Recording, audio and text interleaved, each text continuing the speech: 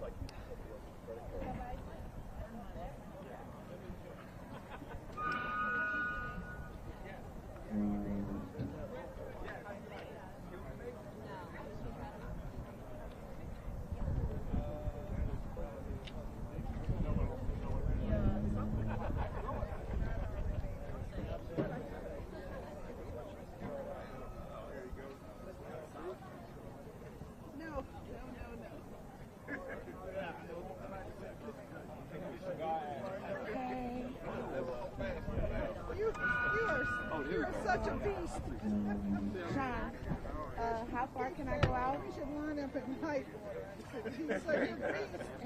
For the shot? Yeah, how far can I go out? Well, Right here? It's pretty easy Huh? for me. Right here? Okay. Yes, ma'am. And then here the ends of this side. Yes, ma'am. Can I do this? Is this you? Oh, no. I can give them the hour.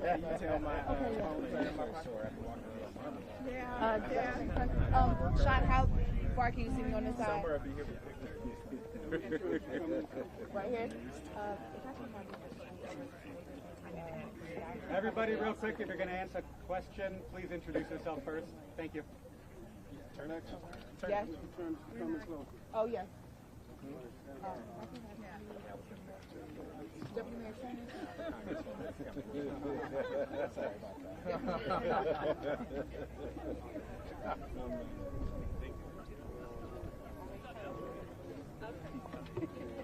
Nice weather. I heard all the noise outside your office. You got some friends.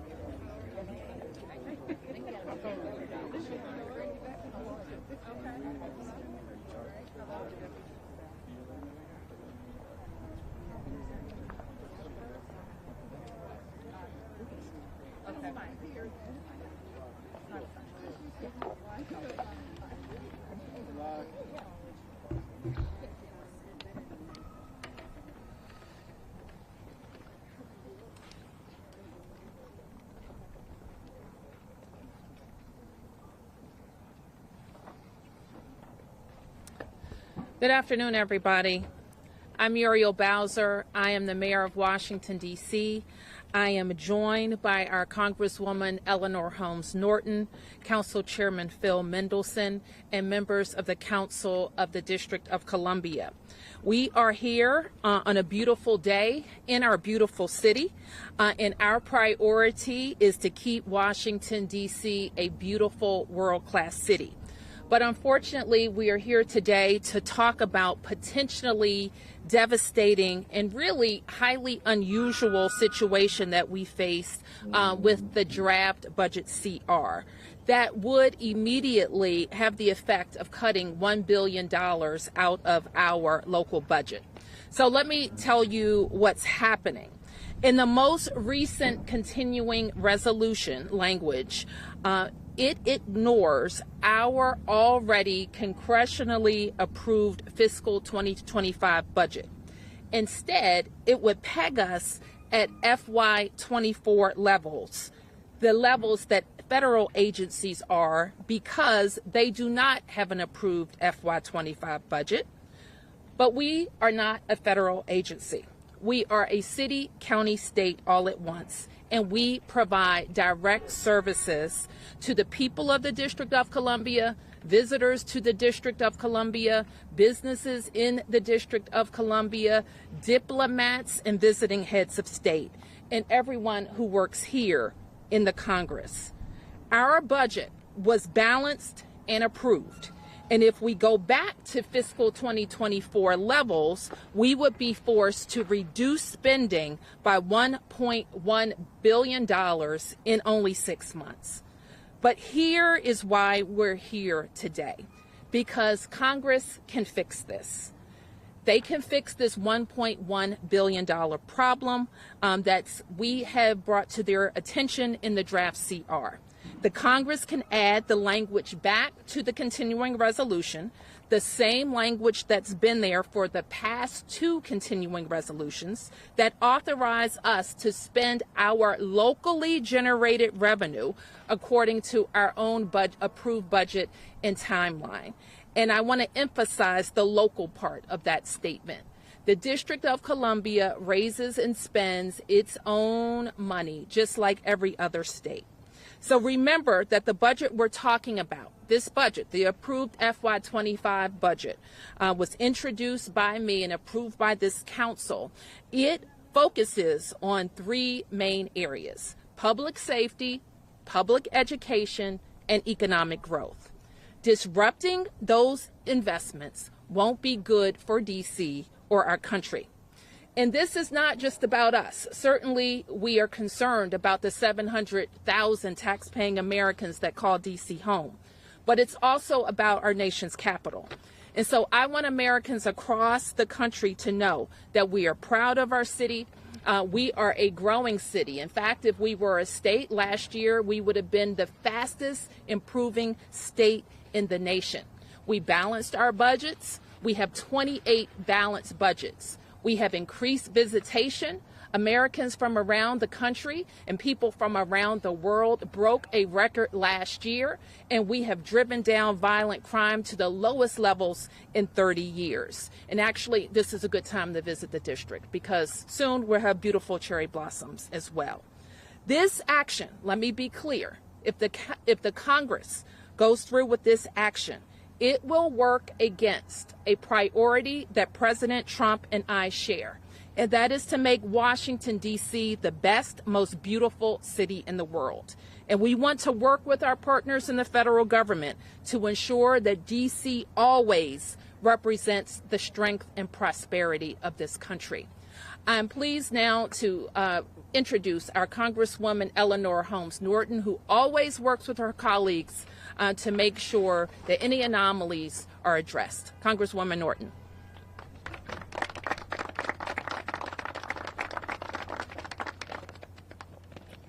Thank you, Mayor Bowser. House Republicans released the text of a continuing resolution this weekend that commits nothing less than fiscal sabotage of D.C.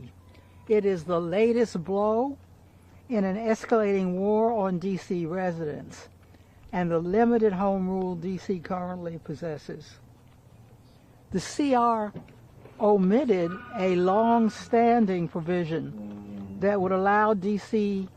to continue spending its local fiscal year 2025 budget and instead treats D.C. as a federal agency, forcing the district to revert to spending at fiscal year 2024 levels for the remainder of the year. If enacted, the CR would result in a projected cuts of $1 billion, which would force dramatic reductions in essential services the city provides, including D.C. police, EMS, and schools. It is contrary to the state Republican goal of improving public safety, law, and order in the nation's capital, and would in fact have the opposite effect. D.C. has not been treated as a federal agency for funding purposes in more than 20 years, precisely because Republicans of a different generation recognize the disastrous effects of this causes. Congress should keep its hands off D.C. D.C. is not a federal agency.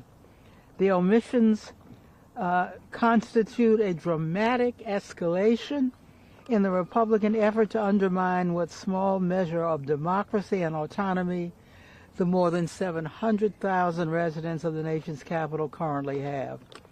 Republicans have introduced bills in both chambers of Congress to repeal the Home Rule Act, which aims to abolish the D.C. Council and Mayor's office, leaving D.C. to depend on members of Congress elected by other jurisdictions to run the district. The Revolutionary War was fought to give consent to the governed and to end taxation without representation. The Republican efforts toward a federal government takeover of D.C. run counter to this history. D.C. population is larger than that of 2 states. D.C. pays more federal taxes per capita than any state, and more than 21 states overall. D.C. residents have fought and died in all this nation's wars. We deserve statehood, the only measure that would bring D.C. equality, and the states, and full protection D.C. residents and fully protect D.C. residents from this type of disastrous congressional interference. Thank you.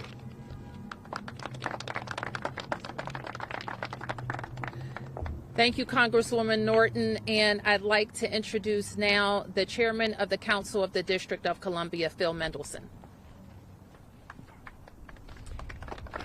Thank you, Mayor Bowser. Good afternoon. Before I go any further, I do want to introduce my colleagues who are here, and we are all here because we're making a point that the District of Columbia government is unified in concern and opposition to the language that is or is not in this continuing resolution adversely affecting the district. I'm joined by my colleagues, Councilmember Brianne Nadeau, Matt Fruman, Janice Lewis-George, Zachary Parker, Charles Allen, Wendell Felder, Anita Bonds, Kenyon McDuffie, Christina Henderson, and Robert White. There's one member missing because she is out of town. We are deeply concerned about the language that was released in the continuing resolution because of its adverse effect on the district. The mayor made the point that we would have to cut about $1 billion. Well, we would have a half a year to cut that 1 year savings, the difference between fiscal year 2024 and 2025. What does that mean? Why am I saying that? Because actually the effect is we would have to cut $2 billion in the remaining 6 months to achieve the $1 billion annualized savings. But it's not really savings because these are D.C. dollars. These are not federal dollars. Most folks, unfortunately, in this country think the District of Columbia is funded by the federal government. We are not. It is true that we are included in an Appropriations Act, not that we want to be, but the fact that we're included in an Appropriations Act, what Congress does year after year, is to approve the dollars that we've appropriated. Our dollars. And so by treating us like any federal agency when we are not, is to fail to recognize that the district operates as a state, and the so-called savings are not savings such as they would get by cutting a federal department or holding a federal department to fiscal year 2024. But as the mayor and the congressman noted, there have already been 2 continuing resolutions that have authorized our spending at current year levels. And so to switch, so to speak, switch the rules of the game in the middle of the game is even more damaging. And what is the impact? The impact is on public safety, on policing, on fire response, on public education, our schools, our charter schools, on the cleanliness of our city, on housing, on dealing with the homelessness, on all these issues. That would be what would be adversely affected. I can't emphasize enough. Congress has set us up to act like a state. We do act like a state. We're organized like a state. We tax like a state does. And we spend like a state does, except we have balanced budgets year after year. And so these are not savings for the federal government. This is simply damage to the district. It cripples this district for the remainder of this year, which is why, again, we stand here in unified opposition to this language and ask that the amendment that Congresswoman Eleanor Holmes Norton has asked be included, that be accepted so that we can avoid this damage. Thank you. Okay, I think Phil and I are available to take a few questions. And one second. And I also want to acknowledge that we've been joined by the city administrator for the district, Kevin Donahue, the budget director for the district, Jenny Reed, and my deputy mayors that serve in my cabinet. Yes. Can you tell us, have you reached out to the White House? Yes. What can you tell us about that conversation? That they are aware of what's happening at the Congress, and we've asked for their help. Are they sympathetic with you, or have they indicated they would help on your behalf? I think they've indicated that it didn't come from them. And then can I ask, if this were to go through and you were to take $1 billion out over the next 6 months, what would happen to that? It seems like you would have that $1 billion at the end of that fiscal year. What would happen to that $1 billion? Well, Mark, I think that's not where we are. You heard Chairman Mendelson indicate that our Congresswoman is moving an amendment to correct what we want. I like to think of as a $1.1 billion mistake. And the thing about mistakes is they can be corrected, and there's time to do that. And what Phil also mentioned is that we're halfway through our fiscal year. So we have actually less than 6 months left to cut $1.1 billion. And the way our budgets are made up, and I'm going to ask Kevin and Jenny to be on deck, is that there's really, you have to go to the big spending agencies to get to that kind of money that fast. So there's no way to cut that kind of money in the time that we would have in this fiscal year, not to affect police or not to affect teachers and not to affect some of the basic government services that allow us to keep our city clean, safe, and beautiful. Mayor Bowser, same question about the speaker and the chair of the Appropriations Committee. Have you spoken to them about this? We're reaching out to all of their offices. I don't know, Phil, if you want to mention anything else. I've had communication with the appropriations. Yes. Now, Bowser, you had Campbell Roberts. And when I say reach out, let me just be more clear. We're having conversations with the staff that we always work on issues affecting the district. You had proposed. Can you introduce yourself? Campbell Roberts from the New York Times. Okay. You had proposed a budget that was about $500 million cuts last year. Yes. And some of that was restored by the City Council. Yes. Well, you know how budgets work. Oh, I do. Could you explain why this would be more painful than, some version of what you're proposing? Like, is it the timings and the speed, or is it the scale? Well, let me just step back a little bit, just kind of on the premise. The district, as I already mentioned, is not a federal agency, and so we have an approved budget. It's the feds that haven't approved the FY25 budget. We have, and we have been operating under that budget for over 6 months. So we have expended half of what has been approved. And if we are asked now to cut the remainder in 6 months, it has an even more significant impact. And that's why we say before, when I introduced cuts, to answer you more specifically, it did not affect police spending. This probably would.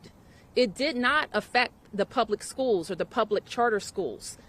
This could, because we have to, if you think of the district's budget and how it's made up, our top agencies are in Health and Human Services, Medicaid spending, which in a short period of time, we probably wouldn't be able to do anything there.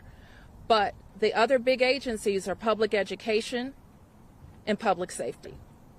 Mayor Bowser, we're at a point right now where we're already discussing the impacts of the federal layoffs on our economy. Correct. If this money gets cut and now there are potentially more layoffs or furloughs to fire or police, anywhere really, how does this impact our economy further? Well, let me say this, and I want everybody to be clear about this. We came into this year, 2025, with a very strong economy, a balanced budget, growing population, growing business activity, more visitation, a huge investment in sports, and more on the way. That's how we started this year. And the things that have changed is that our economy, our workforce is being gutted, and it is going to have the impact over the long haul, certainly over the next 4 years, of decreasing our anticipated revenues by over $1 billion. Okay, as bad as that is, we can plan for that, or we can slow it down, and we hope that the administration does slow it down, because we know that this region can support a productive American workforce. This, on top of it, also sends the signal that the federal government would be working against our joint goals, and those joint goals are making the city safe, beautiful, growing, thriving, and a symbol to the world that our nation's capital reflects great American values. Well, Mayor, what would you say to a member of Congress who says that the spending reduction would be necessary given the $1 billion deficit forecasted over the next 3 years?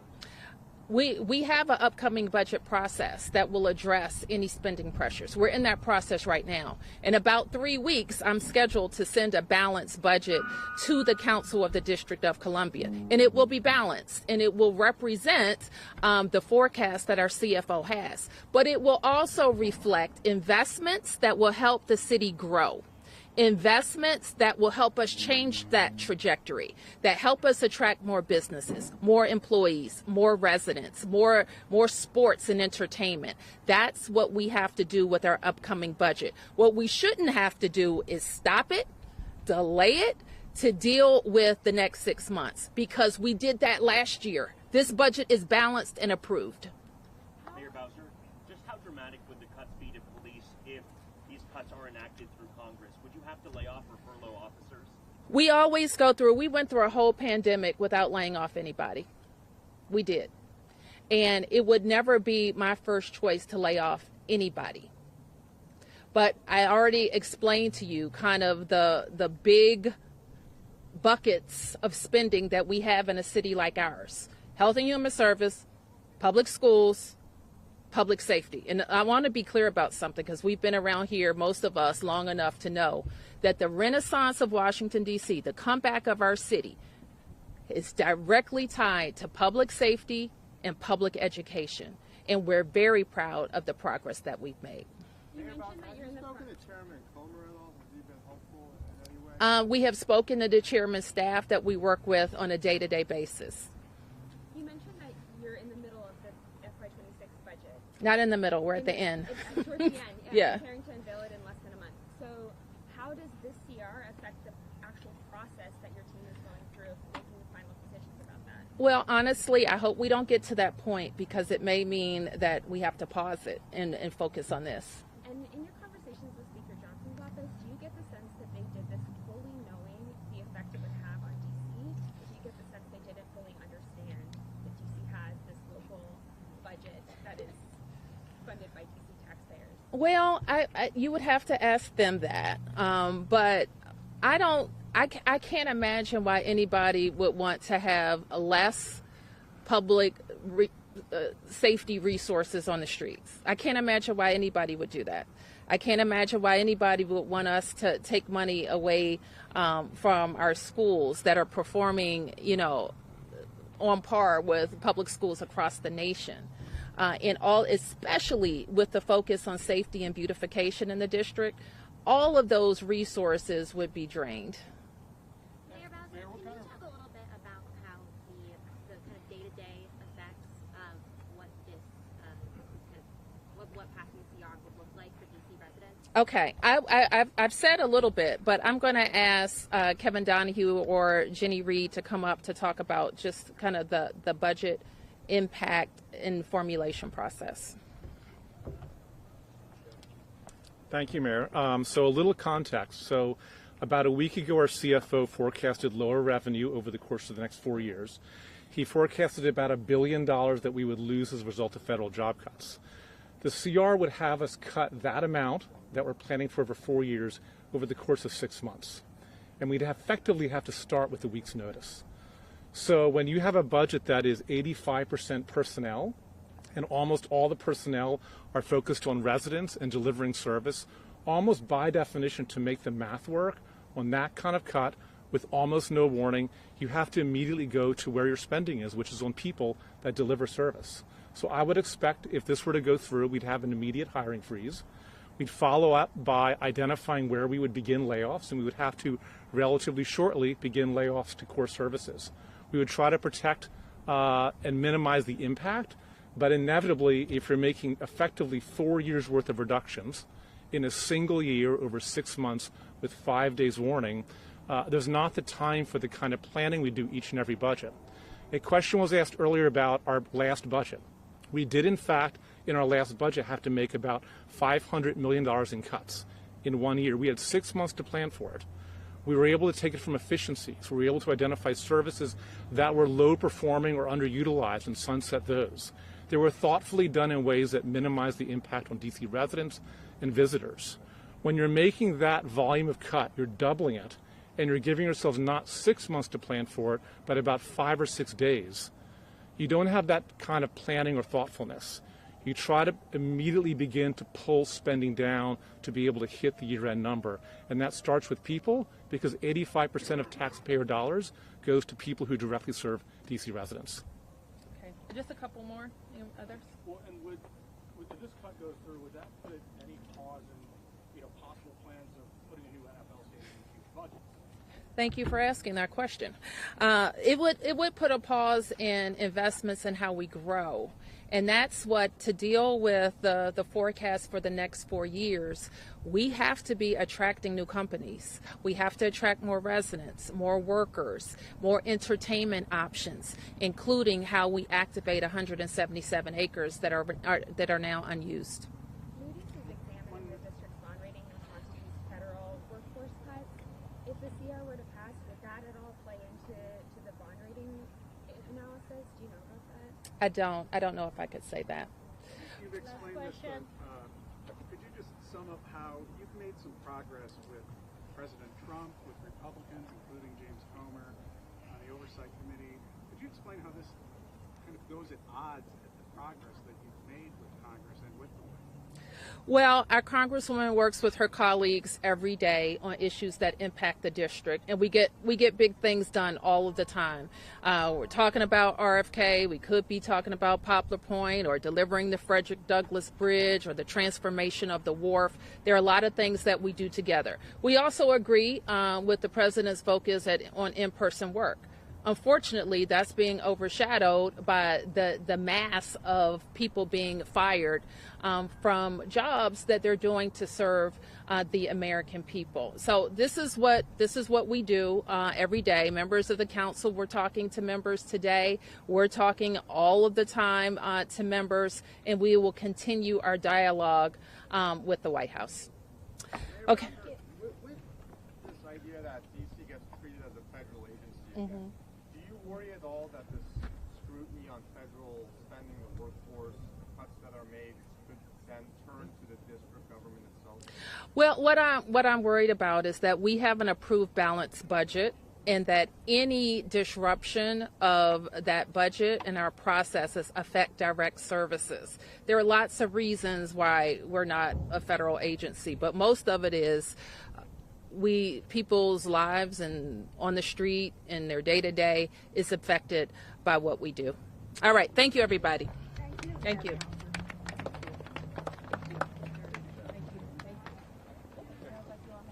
Mayor Bowser. Hey, Mayor Bowser. Mayor Bowser. Is it true that if my situation gets addressed, like a lot of these problems could be resolved for like healthcare issues, human rights issues? Sir, can I have one of my staff talk to you over here? Yes, miss. I just, it sucks to be trying to reach out to you guys and then have the crisis team called on me. And it's like, you're telling me I'm being stolen from, I'm being arrested. Massive amount of employees' jobs are at stake, and the overall wealth